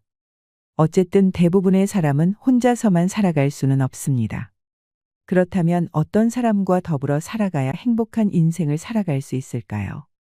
우리가 행복하게 살아가려면 재수없는 사람은 피해야 된다고 합니다. 왜일까요? 자신과 내 주변에 있는 사람들에게 독이 되기 때문입니다. 우리 주변에는 유독 재수없는 사람이 있습니다. 오늘은 당신에게만 재수없는 사람이 아닌 모두에게 재수없는 사람의 7가지 특징을 말해보려고 합니다. 재수없는 사람이란 반사회적 행동을 하며 타인의 기분을 망치는 사람을 뜻합니다. 오늘 영상을 통해 자신의 행동을 돌아보는 동시에 재수없는 사람을 구분할 수 있는 눈도 갖출 수 있을 것입니다. 인간관계로 스트레스 받는 분들이나 좋은 인간관계를 맺고 싶은 분들은 오늘 제가 말씀드리는 이것만 기억해 두시면 좋겠습니다. 먼저 재수의 사전적 의미는 재물이나 좋은 일이 생길 운세라고 하는데요. 그러니까 어떤 사람을 만났을 때 재물이라든가 재물은 아니더라도 좋은 일이 생길 그런 사람을 만나야 좋은 운이 따라올 것입니다. 만 가지 복을 부르는 인간관계의 법칙, 지금 바로 시작하겠습니다. 이런 사람은 절대 상대하지 마세요. 첫 번째는 정치적으로 극단적인 사람입니다. 이 말을 듣자마자 공감하시는 분들 정말 많으실 텐데요. 지금 머릿속에 떠오르는 사람이 분명 있으실 겁니다. 정치에 관심이 있다는 건 좋습니다. 그런데 극단으로 치우쳐서 정치 얘기만 나오면 흥분하시는 분들이 있습니다. 입에 담지 못할 욕부터 나오고 나와 생각이 다르면 바보 취급을 하는 경우도 다반사입니다. 이런 사람은 만나서 하는 얘기가 전부 정치 얘기밖에 없습니다. 다른 얘기 좀 하고 싶어서 말을 꺼내면 어느샌가 다시 정치 얘기로 돌아와서 그 얘기만 하는 겁니다. 실제로 화목하자고 모인 가족 모임에서 정치 얘기를 꺼냈다가 치고받고 싸우고 다투는 경우가 부지기수입니다. 나와 다른 정치 성향을 가진 것만으로도 가족의 연을 끊는 경우도 발생합니다. 평생토록 친구였던 사이도 한순간에 멀어지게 만드는 것이 바로 이것입니다. 요즘 사회적으로도 정말 많은 문제가 되고 있는데요. 특히나 나이가 들수록 이해의 폭이 넓어지는 분들도 계시지만 고집스럽고 생각의 유연함이 떨어지는 사람도 있습니다. 흑과 백으로 나눠서 사람을 판단하고 하루 종일 정치 얘기만 하시는 분들은 주위에 좋은 사람들이 많이 모여들지 않습니다. 사람마다 생각이 다를 수 있는 것을 인정해야 합니다. 이것도 있을 수 있고 저것도 있을 수 있다는 것입니다. 좌도 있을 수 있고 우도 있을 수 있지요. 그러면 그렇게 서로 수용하고, 아, 너는 입장이 그렇구나, 나는 이런 입장이다 하면 됩니다. 정치 가지고 너무 세세하게 이게 옳다 그르다 따지기 시작하면 끝도 없습니다. 기분 좋게 담소나 나누자고 만난 자리에서 쓸데없는 토론이 벌어지면 감정만 상하기 쉽습니다. 그러니 그렇게 말싸움할 이유가 없는 겁니다. 아득바득 너 같은 놈은 상대하네, 이런 식으로 말이 나오게 되면 정말 곤란합니다. 자기 말이 무조건 맞다고 생각하고 다른 사람의 말은 안 들으려 하는 사람은 발전이 없습니다. 어떤 문제 상황에서도 내가 최고고 내 방식대로 타인을 통제할 수 있다고 자부하는 사람은 곁에 둘 필요가 없습니다. 그들은 당신의 마음에 관심이 없고 당신의 말에 집중하지 않습니다. 제가 얼마 전에 본 분도 가족 간의 명절 때 정치 얘기를 나누다가 네 말이 맞니? 내 말이 맞니? 첨예하게 대립을 했다고 합니다. 이제는 그냥 거의 남이라고 해도 믿을 만큼 사이가 벌어져서 회복 기미도 없다고 하는데요. 옆에서 가족들이 아무리 그만하라고 말려도 그 이상한 자존심 때문에 결국 사이가 틀어진 것입니다. 아마 우리 구독자분들 중에서도 이런 경우가 참 많을 것입니다. 스스로 정치 성향이 극단적인 것 같다는 생각을 하시는 분들은 차라리 그 소신을 입 밖으로 드러내지 않는 것도 모두의 평화를 위한 방법이 될 수 있습니다. 두 번째는 궁합이 안 맞는 사람입니다. 여기서 말하는 궁합은 사주를 따져서 맞는지 안 맞는지를 본다기보다 나와 합이 안 맞는 사람을 말합니다. 요즘 말로 케미가 안 맞다 그러지요. 우리가 사회생활을 하다 보면 별별 사람이 다 있습니다. 어쩔 수 없이 사람을 만나야 하는 직업을 가진 사람들은 사람한테 질렸다고 표현하는 사람도 많지요. 마음 힘든 것보다 몸 힘든 게 낫다고 하는 사람도 많습니다. 육체적인 노동보다 감정적인 노동이 더 힘들 수도 있는 것입니다. 그런데 곰곰이 반대로 생각하면 그 별난 사람에게는 내가 별나다고 생각될 수도 있는 것이지요. 모든 것이 상대적입니다. 그냥 잘 지내고 싶어도 이상하게 나와 안 맞는 사람이 있습니다. 노력한다고 해서 억지로 되는 것은 아닌 경우입니다. 자라온 환경이나 생각하는 방식이 너무 다르면 억지로 그 관계를 이어나가려고 하다가 오히려 더 오해를 사고 관계가 틀어지는 경험을 하게 될 때가 있습니다. 그럴 때는 애써 그 인연을 붙잡으려고 할 필요가 없습니다. 그리고 상대를 이해시키려고 할 이유도 없는 것이지요. 어느 정도 인간관계의 도가 트인 사람은 이 사람하고는 만나지 말아야겠다 하고 판단되는 순간이 옵니다. 나와 아닌 인연을 끊어낼 줄 아는 것도 살아가는 지혜입니다. 굳이 내가 스트레스 받아가면서 무리해서 맞춰갈 필요는 없는 것입니다. 주위에 나와 잘 맞는 사람과 잘 지내시면 됩니다. 나와 안 맞는 사람하고 같이 있으면 있을수록 나중에 나에게 독이 되어 돌아올 수도 있으니 그런 사람과는 교류하지 말고 피하시기 바랍니다. 셋째는 내가 해준 만큼 꼭 돌려받으려는 사람입니다. 이런 사람을 계산이 빠른 사람이라고도 하는데요. 계산만 빠른 게 문제입니다. 도움을 요청할 때 도움을 주려면 군말 없이 해주면 고마운데 그러면 너는 뭐 해줄래 하고 꼭 토를 다는 사람이 있습니다. 이기적이고 자기 것만 챙기는 사람은 만나도 내 정신건강에 별로 도움이 되지 않습니다. 누군가를 도와줄 때에는 순수하게 도와주는 게 제일입니다. 정말 피치 못할 상황에 마음이 아파서 친구에게 돈을 빌려주더라도 빌려주는 게 아니라 그냥 준다 생각하고 주는 게 낫다고 말하는 사람도 많지요. 내가 좋은 일이 생겼을 때에도 축하한다고 내가 한턱 낼게 말하는 사람이 있고 오히려 너가 한턱 내 이렇게 말하는 사람이 있습니다. 나이가 들면 양적인 것보다 질 좋은 인간관계가 더 의미 있다는 것을 알게 됩니다. 친한 친구 3명만 있어도 충분하다는 생각이 들 때가 오지요. 그래서 깊은 후회가 없는 마당발은 자랑할 것도 못 되는 것입니다. 특히나 이렇게 이기적인 사람을 곁에 아무리 많이 둔다고 해도 부러울 것이 하나 없는 것과 같은 이치입니다.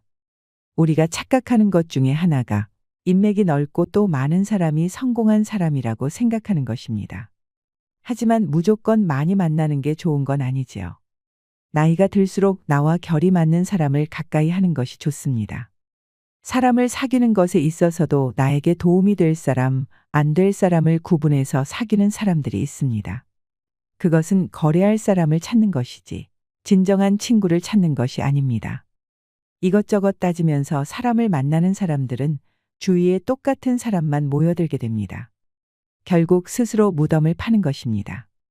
힘이 들 때 위로가 되고 기대기도 하면서 서로 상부상조하며 살아가는 것이 인생사라고 하지만 도움을 주었으면 그 다음에 해야 할 것은 내가 도움을 줬다는 것을 잊어버리는 것입니다. 도움을 준 사람이 그것을 꼭 붙들고 내내 기억하고 있으면 도움을 받았던 사람도 그 고마움이 오래가지 못합니다. 하지만 도움을 주고 그것을 잊고 살면 그것이 복이 되어 나에게 돌아옵니다. 도움을 주고 나서 괜한 생색을 내거나 그걸 기억하고 있다가 내가 저번에 이거 해줬잖아. 그럼 너는 뭐 없냐? 맨입으로 지나가는 거야? 이렇게 말을 하는 사람은 정말 바보입니다. 해주고 욕먹는다는 말이 있습니다. 이런 경우가 그렇습니다. 사람의 성향을 세 가지로 분류해보면 받는 것보다 주는 것을 좋아하는 사람은 기버라고 합니다. 그리고 준 것보다 더 많이 받으려는 사람을 테이커라고 하지요. 그리고 받은 만큼 돌려주는 사람은 매처입니다. 많이 베푸는 사람이 많이 얻을 수 있습니다. 그렇다면 당신은 어떤 사람이 되고 싶으신가요? 사람은 준 것은 잘 기억하지만 받은 것은 잘 기억하지 못합니다. 하지만 준 것은 잘 잃어버리고 받은 것은 잘 기억해야 됩니다. 상대방이 나에게 내가 준 것의 80% 정도를 주었다라고 느꼈다면 상대방은 나에게 내가 준 것의 100% 이상을 준 것이라는 마음가짐을 가져서 상대방에게 감사하고 반대로 내가 상대방에게 100을 줘도 상대방은 100으로 느끼지 못한다는 점을 인지하고 산다면 이 세상이 조금 더 평화로워지지 않을까요? 상대에게 받기만 바라는 마음이 자신의 눈을 멀게 한다고 합니다. 반면 먼저 준다, 받은 것보다 더 많이 돌려준다는 마음이라면 악연을 피하고 좋은 인연을 만날 수 있을 것입니다. 넷째는 거짓말을 잘하는 사람입니다. 훌륭한 군자는 타인을 잘 믿는 사람이라고 합니다. 여기서 잘 믿는다의 의미는 무작정 아무나 믿는다는 게 아닙니다. 어떤 일을 잘 해낼 사람을 찾아서 그에게 전적인 신뢰를 준다는 걸 의미합니다. 거짓말을 밥 먹듯 하는 사람은 믿을 수 없습니다. 당신 주변에 이왕이면 믿음직하고 확실한 사람을 곁에 두세요. 가족이라 할지라도 거짓과 허위 과장이 심한 이는 멀리하는 것이 좋습니다. 주변인들 중에 거짓말을 밥 먹듯이 하는 사람과는 어차피 진실로 친해질 수 없습니다. 그런 관계에서는 신뢰가 없기 때문입니다. 이런 이들의 특징은 말을 잘 꾸미고 나름 재미있게 상황을 연출하기도 합니다. 하지만 잘 들여다보면 진실과 전하고자 하는 핵심이 없습니다. 허세와 과장 그리고 거짓으로 물든 인생만이 있을 뿐입니다. 그리고 허풍을 떨고 허세가 심한 사람은 멀리하는 게 좋습니다. 작은 것도 크게 부풀려서 말하는 것은 나쁜 습관입니다. 특히나 이런 사람들은 타인의 험담을 잘 늘어놓습니다. 중심이 없고 심리적으로 불안하기 때문입니다. 남을 험담한다는 것은 자신이 불안하고 약한 사람이라는 증거입니다. 오랜 시간을 그렇게 살아온 사람들일수록 사실과 추측을 구분하지 못합니다. 그저 몇몇 사람이 추측한 걸 토대로 사실인 양 떠벌리고 다니지요. 그로 인해 잘못된 정보가 전달되고 애꿎은 사람에게 상처를 주며 조직 내에 적을 만듭니다. 이런 사람을 곁에 두면 자칫 잘못하면 사기를 당할 수도 있습니다. 사람을 잘 믿는 사람들은 이런 사람에게 속기 쉽습니다. 따라서 뻥튀기 하는 이런 사람은 피하고 멀리하는 게 좋습니다. 다섯 번째는 나의 아픈 곳을 콕콕 찌르는 사람입니다. 어떤 사람과 만나고 집에 돌아오면 기분이 좋은 것이 아니라 찝찝함만 남기는 사람이 있습니다. 뭔가 굉장히 감정이 소모스럽고 피로감이 몰려옵니다. 내 소중한 시간을 낭비했다는 생각이 듭니다. 기가 빨린 느낌이라고도 표현하는데요.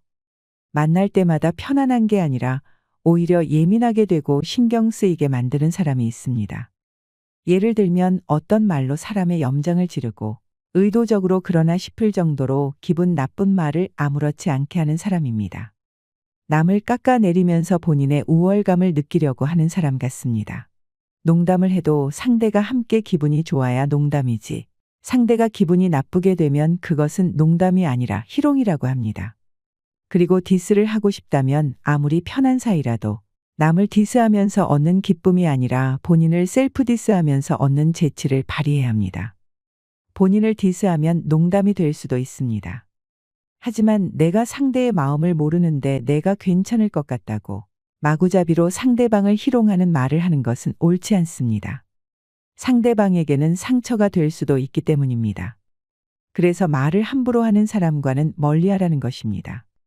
특히나 비밀은 나만 알고 있는 게 좋지만 내가 정말 힘들 때 터놓았던 비밀을 이야깃거리로 안주 삼아 말을 하는 사람도 멀리해야 합니다. 만나서 스트레스 받는 관계는 억지로 유지하실 필요가 없습니다. 각자가 맞는 사람과 어울리면 됩니다. 행복하기 위해 사람을 만나는 것이지 불행하기 위해 만나는 것은 아니니까 말이죠. 6번째는 부정적인 기운을 내뿜는 사람입니다.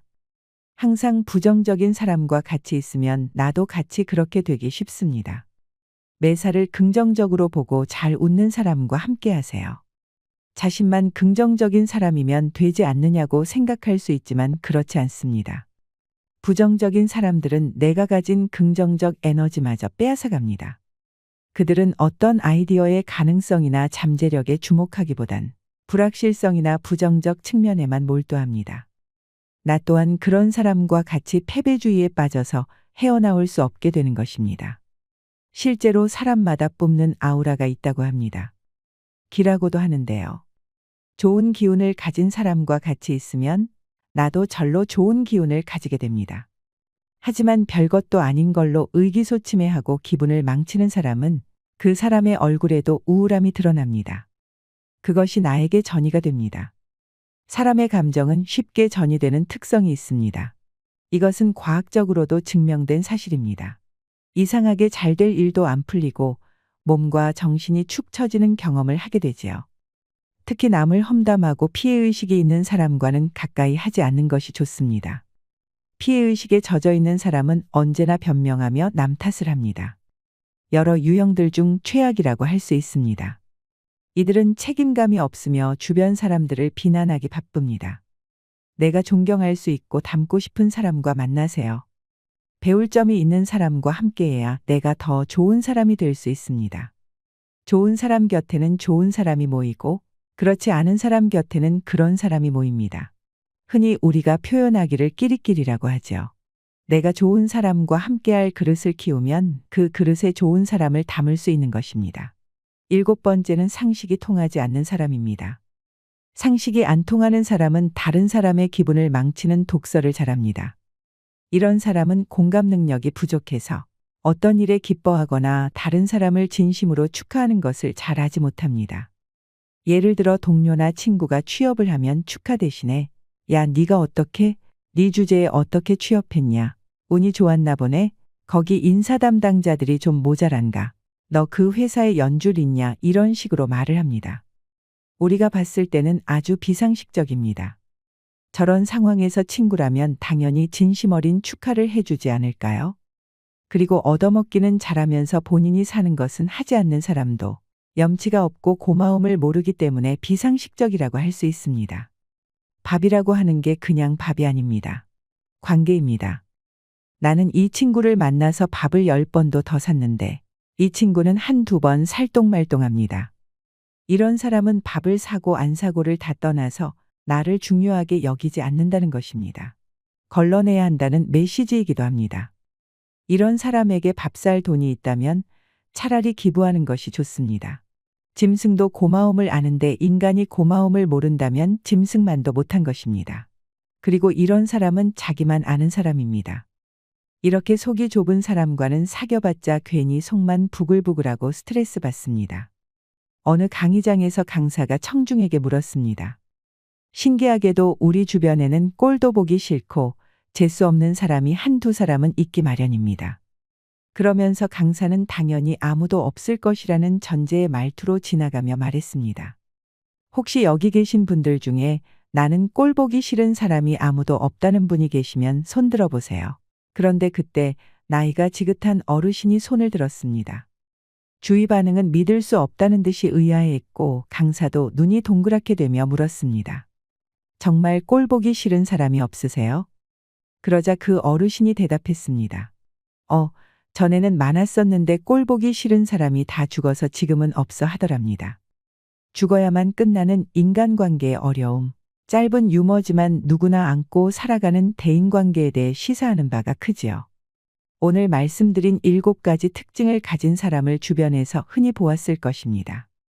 그런데 저는 살면서 재수 없는 사람이 성공한 걸 본 적이 없습니다. 한때 잘 나간다 하더라도 결국에는 파멸하고 나락으로 떨어졌습니다. 왜 이런 일이 벌어질까요? 이 세상에는 절대적인 진리가 있습니다. 예수님이나 부처님, 공자님뿐만 아니라 여타 종교들에서도 이 진리를 가르치고 설파합니다. 인간관계에서 통용되는 첫 번째 원칙은 상호주의의 원칙입니다. 주는 대로 받는다는 것입니다. 재수 없는 사람이 단기적으로는 성공할지 몰라도 장기적으로는 절대로 성공할 수 없습니다. 왜냐하면 결국엔 주는 대로 받기 때문입니다. 다른 사람에게 무의미한 상처를 주는 사람은 그 업보를 배로 돌려받습니다. 그래서 항상 언행을 조심해야 됩니다. 우리는 겸손해질 필요가 있습니다. 겸손은 자신감이 결여된 상태가 아닙니다. 겸손은 자신의 무지함을 인정하는 태도이지요. 또한 겸손하면 무의미한 공격을 받지 않게 됩니다. 잘난 체를 하고 거짓말을 하여 남을 속이면 어떤 방식으로든 다시 돌려받는다는 것은 당연한 것입니다. 그래서 당장은 성공했다고 잘난 체할지 몰라도 반드시 나락으로 떨어지게 되어 있습니다. 당신이 그런 사람에게 상처를 받았다면 너무 상심해 있지 마세요. 어차피 그 사람은 잘 될 수가 없습니다. 당신은 상처를 극복하고 그저 기쁨에 찬 일상을 보내기만 하면 됩니다. 상관할 필요가 없습니다. 그럴 만한 가치가 없기 때문입니다. 재수 없는 사람에 대한 건 전부 있고 기쁨을 주는 존재들과 함께하길 바랍니다. 그것이 최고의 복수일 것입니다. 당신은 강가에 차분히 앉아 그저 당신의 인생을 망치려 했던 자가 떠내려오는 것을 가만히 지켜보기만 하면 됩니다. 구독자 여러분들, 오늘도 함께해 주셔서 감사드립니다. 더 좋은 주제로 찾아뵙겠습니다. 이상으로 시니어에 대한 모든 것, 시니어 연구소였습니다.